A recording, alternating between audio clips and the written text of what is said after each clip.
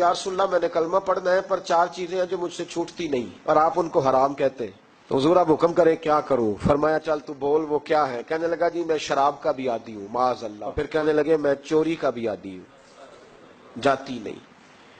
اور تیسری بات یہ کہ میں معاذ اللہ ثم معاذ اللہ زنا کا بھی عادی ہوں، اور چوتھی میرے اندر بیماری ہے کہ میں جھوٹ بہت بولتا ہوں، یہ عادتیں چھوٹتی نہیں، میں ان کے ہوتے ہوئے کلمہ کیسے پڑھوں؟ آپ کے دین میں یہ شدید بری چیزیں اور مجھ سے چھوٹتی نہیں تو کیا حکم ہے؟ میرے محبوب علیہ السلام کو اللہ نے بڑی حکمت عطا فرمائی،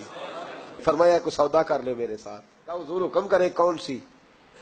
صحابہ کہتا ہے اب ہم گھوم رہے تھے کہ یہ کیا بات ہے، چاروں چیزیں حرام میں قطعی ہیں، لیکن میرے نبی پاک علیہ الصلوۃ والسلام نے کیا خوبصورت فرمایا، فرمایا چل تو جھوٹ چھوڑ دے، کیا چھوڑ دے؟ اللہ اکبر، فرمایا جھوٹ چھوڑ دے۔ وہ سردار کہتا ہے میں گھر گیا، شراب کی بوتل پہ ہاتھ ڈالنے لگا، دل میں خیال آیا شراب پی کے صحابہ کے مجمع میں جاؤں گا تو اگر کسی صحابی نے پوچھا کہ تو نے شراب پی ہے، جھوٹ بولوں گا تو نبی پاک کے وعدے کا کیا بنے گا، اور سچ بولوں گا تو اس محفل نور میں بیٹھوں گا کیسے شراب پی کے؟ کہتے 2-3 دفعہ ہاتھ بڑھایا پر مزہ نہیں آیا، میں نے پٹخی دیوار کے ساتھ بوتل، میں نے کہا یہ تو گئی، یہ نہیں پیوں گا آج کے بعد۔ کہتے پھر میں باہر نکلا اس عورت کے پاس رات گزارنے جہاں منہ کالا کرنا تھا، کہتے ہیں جب پہنچا تو اس نے پہلا سوال پوچھا، کہنے لگی سنا ہے تو کلمہ پڑھ گیا ہے؟ کہتے ہیں بس وجود چکنا چور ہو گیا۔ او میرے دوستو، لوگ پوچھتے تو ہے نا تو کس کا بیٹا ہے؟ ہاں ہاں او سنگیو، لوگ پوچھ لیتے ہیں تو کس استاد کا شاگرد ہے، اور یارو یاد رکھو تیرا حلیہ دیکھ کے لوگ پوچھتے ہیں تو کس مرشد کا مرید ہے، یاد رکھ اپنے لیے نہ صحیح کسی کی عزت کے لیے صحیح، اپنے لیے نہ صحیح کسی کی عزت کے لیے، تو کسی کے لیے ہی بدل دا یار،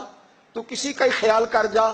چل کسی اور کے لیے اپنے آپ کو تبدیل کر جا، اپنے لیے نہ صحیح دیکھ تو کسی اور کے لیے ہی بدل جا، اب تیری کسی اور سے بھی نسبت ہے، لوگ کسی اور کے ساتھ تجھے منسوب کرتے ہیں، ان کا دیوانہ ہوں ان کا مجذوب ہوں، کیا یہ کم ہے کہ میں ان سے منسوب ہوں؟ کہا اس بی بی نے، کہنے لگی سنا ہے تو کلمہ پڑھ گیا ہے؟ کہتے بجلیاں دوڑ گئی، میں نے کہا اگر جھوٹ بولوں تو حضور کے وعدے کا کیا بنے گا؟ محبوب نے کہا جھوٹ نہیں بولنا، اگر سچ بولوں تو پھر اس کے قریب کیسے جاؤں؟ کہتے وہاں سے بھی لوٹ آیا،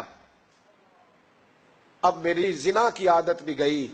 اگلی شام ہوئی تو سامنے مال پڑا تھا ایک آدمی کا، وہ آدمی کافل تھا، اس پہ ہاتھ ڈالنے لگا تو دل میں خیال آیا یہ سویرے تفتیش بھی کرے گا،